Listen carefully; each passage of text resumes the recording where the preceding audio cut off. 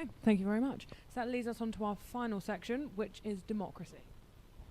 And this question comes from our academic officer again, Ben, and he says, a common criticism from both sides of the political spectrum is the perceived undemocratic nature of the EU. Do you agree with this? And if so, is there any possibility for change within the European Union? And we will start with Ben.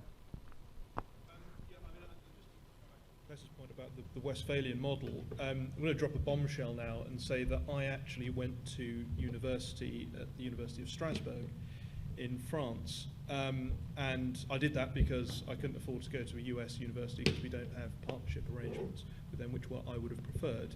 And in so doing, a huge number of my fellow students went on after Strasbourg to the European School in Bruges, which is pretty much the training school if you're going to go on and work in Brussels, in the European Union, and the various bodies and associations around it, the Commission, the Court of Justice, and so forth.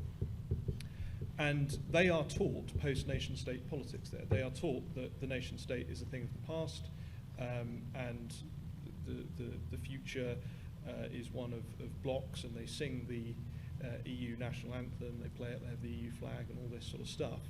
And you may think that's wonderful, but it's important to know that is the direction things are heading in. I've also been to a few meetings on the continent myself, one of them with Wolfgang Schäuble, the German finance minister, which was a very small meeting in which he, I think, thought he was among those who passionately believed in the European project. And he said there and then, we must and we will advance to shared sovereignty to survive. So you have to understand, despite what David Cameron said about us not being in the ever closer union commitment, that can all be tossed asunder at a moment's notice. The European Union is building a federal superstate. That's what it wants, that's what the people that are working in the European Union are trained to carry out. So if you think that's a great thing, then maybe you should vote to stay in. But if you think that Britain's a pretty good country, and the nation-state system of government and of state structure has put us in fairly good stead, then you need to understand where the European Union is heading and vote out.